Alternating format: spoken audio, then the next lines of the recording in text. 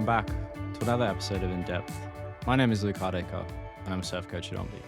If you're new to Ombi, we take a look at surfing from the perspective of ocean, mind, body, and equipment. In this podcast, it's all about straight to the point tips, things that you can take away, implement into your surfing, or things that change the way you view your surfing. This week, I'm getting into a topic I love, but also a topic that when I see people doing the mistakes here, it kind of just makes me go, oh. So I really hope that if this is you, you can take this into your surfing and make this such quick, easy change. So, like always, let's start it with getting you thinking. Do you surf and do you finish a surf thinking, I did nothing or I found no sections to work with? Was it just closeouts after closeouts while you hunted for one good wave? What if I said, regardless of how much it's closing out, there are sections to hit, but you're just not seeing them? Crazy? Yes? No? Maybe? Somewhere in the middle. Either way, I'm going to show you how to find a section in every wave. Safety surfing is boring. It's time to get rid of it. This is all about how to finish waves. Closeouts are your friend. Crazy? Surely. But how many times do you take off on a wave, ride it, chasing for this section, and then the end section closes out, and instead of doing something, you just kick out, and this wave never really stands up for you, and you just think, I'm just going to go straight back out to the lineup. And as far as you're aware, no magic section has stood up. Or you've raced ahead of the wave and missed the pocket. The wave closes out and you kick out. Why? Why not hit that closeout? Or the oncoming foam? That's your perfect opportunity right there. And if you're working on turns, guess what? The foam will help redirect you back down the wave. It's a win-win. What would you rather do? Kick out or have a go? And it doesn't matter if you're longboarding, shortboarding, mid-lengths, whatever it is. You can adjust this to suit the style of surfing you're doing. So we don't all have this expectation that we're going to start doing big closeout turns like pros. But if you're following along with the guide, there's a bunch of GIFs in the written guide where you can see some of the examples here. And a perfect example is just riding along with a wave and you've got whitewash in front of you. And that whitewash is another peak that's slowly going to connect with your peak. All you need to do is see this end section coming. You know it's coming. It's coming towards you. And you know that's as good as any section to hit. And you know that it's going to close out. And you just want to try and create that lift, get your board up to it, show the underside of your board to that foam, and it will redirect you back down the wave. And you just need to start by trying to turn off these sections or float over them. Obviously, you also have the whole wave closes out. This is just as good, but it's not as gentle. I still want you to hit that. I still want you to have a go and try. If you're worried or scared, just attempt it and kick the board away from you. You'll be safe. So if you've listened to episodes before, you'll know this again and again, fail forwards. I'm going to keep repeating it because most people aren't trying. You've got to surf with the goal of falling off. Push yourself and get out of your comfort zone. It's too easy to kick out and you may get back out quicker and hunt for another wave. But you just missed a great opportunity right in front of you. You've just been surfing looking for a section like that. And you might as well have gotten to the front of the queue. The person behind the counter goes, how may I help you? And you just walk away. And you go back to the queue, to the very, very back. That's the same level of madness in my mind of what I see when I see people kick out. If you hit that end section, you allow yourself to learn. You could do a turn. You could nurse a turn. You could wipe out. Or you could do the best turn you've ever done. The choice is really up to you, and to keep expanding and trying to keep pushing forwards. You don't improve by not trying. If you can't fail, you can't succeed, you can't learn. So all of those options are infinitely better. Just try not to kick out. All you learn to do when you kick out is learn to kick out. And most people aren't even learning to do a big bottom turn where they get a lot of acceleration and go vertical. They just do a very half-assed, I'm just going to kick out the back and kind of cruise. So how do we replace this bad habit then? And the first things first, yes, there's going to be fear of hitting that end section or the closeout. And sometimes we just can't get there in time. But not even trying is a bad habit that's got to go, and it's got to go fast. What you need is a trigger word and some awareness to help break the habit. If you see an end section coming, say to yourself any of these or create your own. Hit it, end section, close out, fail forwards. Just do it. Anything, whatever you decide, what resonates with you. Just say it to break the pattern of bad habits and remind yourself that the one task you have is to hit that section and fail forwards. You've probably spent 20, 30 minutes looking for a perfect section. Don't give up on the one that's right in front of you. So if you're kicking out, you're not finding these sections, you're not aware of them. So then how is it that we start finding them and being aware of them? There are a few different things to look for that can give you a hint that there is an easy end section to hit, one you can prepare for so you can start getting into this habit. You have either the closeout section where the whole wave breaks at once, or you have the oncoming section that's breaking towards you. This is that scenario of two peaks and you're surfing from one peak to the other and the whitewash is meeting in the middle somewhere. That's the oncoming section. Closeouts are always there, but if you can watch the treasure map, and this is something you can go back and listen to a past episode on, it's that whitewash map left behind the waves. You can predict where the waves are constantly breaking. You can prepare and position yourself to try and take advantage of that section, knowing the shape of the whitewash map left behind. If you've got a big, steep triangle, the wave is running, and that means it's going to peel more, and you might have the opportunity to do more of like a soft cutback. If it's running more horizontal, you know it's closing out. But if you've got a triangle that runs with a steep angle and then goes horizontal, you know it's running, then closing out. So maybe you can do all the setup work and then wait for it to close out and try your turn there.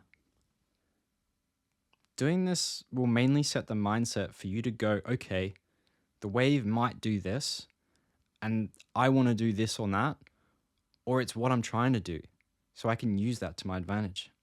It's a way to get out of the constant racing ahead of the pocket and out onto the flats. If you want to stay in the pocket or hit that section, you need to be looking for it and responding to the wave. If all you do is go for speed or look for a safe section, you'll just be pumping and going down the line, not turning. So you can use that information to help you find the section. Otherwise, we all know closeouts, they happen. You get a hell of a lot of information that it's going to close out. So just start trying to respond to it quicker. Start trying to be ready for that closeout and to use it to try and learn something. Oncoming sections are probably some of my favorite for coaching people, and they're generally consistent and reliable. So spotting these is easy. It's two peaks separated from each other, but a swell line connecting the two peaks. The two peaks stand up, and the in-between section is mellow, hinting the wave won't all break at once. It'll stand up at the peak, run for a bit, and then connect somewhere between the two peaks, with two sides of whitewash meeting together eventually, or finally closing out. Why would you want these kind of waves? It's a clear, defined wave that will run for a bit, but it has an end to it. You can only race so far ahead. You're gonna eventually run out of room. So for those surfers stuck racing ahead of the wave, there's a defined section for you to hit. You can then stay in the pocket, surf the wave, as it tells you, or you can watch this end section and start preparing to time the lift and hit it. It makes starting to hit these end sections so much easier. It allows you the space and time to prepare. It's then generally a more mellow section to hit, as the whitewash often crumbles along the swell line instead of this sudden closeout. That might be intimidating for some surfers. So then how do we start hitting this oncoming section? Other than dealing with any fear and breaking the bad habit of kicking out all the time, this is relatively easy to start. And it can be done on any surfboard, regardless of style, skill, length, longboard or shortboard. You have options here, and it's fun. The only difference is your personal style and making an adjustment to suit your board and how well it turns. So you want to use the foam to learn to turn. And there are a few steps to do a basic, easy turn on any oncoming section. You need to create lift, present the underside of your board to the foam, twist, and look where you want to go. This is surprisingly easy, and as I said, it's going to work on a longboard. How do we create lift then? And it's that you need to create it first, and this goes back to compressing and extending. And think doing of a box jump. You know how to bend into the knees and jump up to the box and coordinate that movement. This is very similar. Something we go deep into our training programs, which you can start a free trial if you want. And to do this on your board, it all starts with where you're looking and a balanced neutral stance. You need to observe the oncoming section and attempt to time this. There's only one way to do that, and it's through trialing. Fail forwards. As you time your lift, you need to come out of being compressed in your knees and lift with your legs, body, and arms. Your arms and shoulders should be moving in a controlled way, not full arm swings or wild flailing. You don't want to jump off the board, but you want to tap into the bottom power zone, using the rail and the wave to push the board up the wave face, while making yourself lighter. The way this looks is your knees are extending and coming out of that compression. They're lifting you up while keeping the feet connected. The arms and shoulders are similar. They should already be in front of you. Don't surf with your hands in your pockets. You want to be ready for action and not widely swinging them or surfing dead. This comes back to last week's podcast. The arms and shoulders from that position of being in front of you will kind of lift in a straight line, similar to how your knees are moving. Most of the movement comes from the shoulder, so the arms raise vertically instead of swinging from the shoulder. This will create your lift. As you begin to lift and get closer to the oncoming section, you need to transition from lift to starting your turn. For average surfers or surfers learning to turn, this is why an oncoming section is great. The foam is going to assist your turn and push you back down, but you still have to work for it. It's just a lazy way. The key to this is, other than all the other parts of technique and turning your surfboard, is you need to present the underside of your board to the foam to allow it to push your board. This is you starting to get on rail and to go from rail to rail. If you present the side of your board, it's going to just knock you off your feet. If you present the top of your board, it's going to push your board away from you. You have to present the bottom side so the foam hits that and propels you and the board further down the wave. So going back to surfing on rail, you've just used the inside rail to create lift and get up the wave. Now you need to use the outside rail to turn back down the wave. Your hands that are in front of you and just help create lift, they're going to help here as well. The inside arm needs to raise, with the outside arm slightly sinking. Think like steering a bike. One goes up and one goes down, but they're roughly in line. You also need to twist and initiate the turn. The wave will help you, but you need to send the signal to your board to move, and you need to follow the board as it turns. Staying stacked over the board, not it going one way and you the other, and you need to look where you want to go. So how do we follow through and finish this turn then? So we've created lift. We've presented the underside to our board. That's two parts, but if you don't do the final part, you're never going to finish this turn. You need to be initiating this turn before the foam hits or just as, depending on your skill and timing, but the main part happens now. You need to follow through and finish the turn.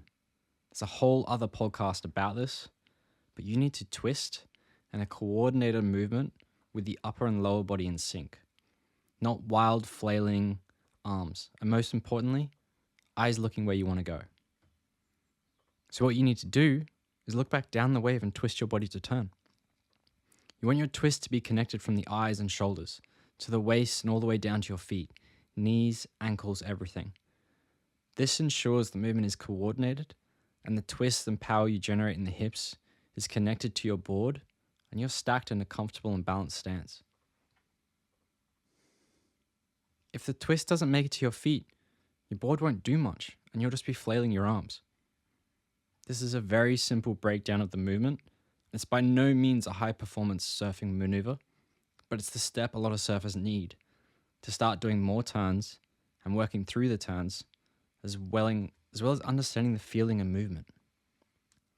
But what if you could also use this section to do more in your surfing? And that's exactly what you've got the opportunity to do here. You can use this same section and the same approach to learning to do the odd floater. What you do in this section is up to you and how it's breaking. If you want to try and do a floater here, just modify the before, except with the intent to highline and go straight over and along the foam for a bit. I implore you to challenge yourself and see how far you can hold it for. This is something you want to fall on a lot. You will come to a point where you'll begin to lose speed and feel that sinking feeling, falling off the back or somehow coming back down the wave. At this point, you need to create a bit of lift to get the board up and then to twist to come back down the wave. You need to send the signal to go, I want to go back down the wave and try and ride this foam that's pushing forwards. The best advice for you to learn this is to go and play with it. Much better than fussing and overthinking all the nuances to it. Just go play with it and figure it out. Be curious and think about how it feels and what you can do to change that feeling each time. So has this motivated you to go hit some end sections? Are you guilty of constantly kicking out every time there's a closeout or an oncoming section? Do you race ahead and just think, why is there no section for me? But then turn when there's one in front of you? Has this just ignited something in you and you've just gone like, holy crap, that's me. I can't believe I'm doing this every time. Because every time I get sent a video of someone doing this, I just sit there and go, why didn't you do that? And the common excuse is like, I don't know. I want to break that mold, and I'm hoping that this episode has given you that. Do you view crappier conditions as well as a good chance to work on this? They don't always want to peel and run, and bad conditions can be a great time to work on these things. Are you going to go out and try and learn this? I'd honestly love to know someone who goes out and just attempts this, and that's their whole focus. It's an amazing drill, and it's going to propel your surfing forwards. If you want to improve your surfing, you can start a free trial and access all of our training programs. We have our beginner 6-week training program and our intermediate pathway 12-week program, as well as all of our fundamentals and maneuver deep dives. If you've been loving these podcasts, it'd mean a lot if you leave a review or share it with a friend who you think needs to hear this. And if you just want to get in touch, you can reach out anytime, message me in the app, or send an email to info@ombi anytime. And next week, I'm going to dive into how you can fix your pop-up, and that you don't really have a pop-up problem, you have a different problem, and I'm going to tell you how to solve it.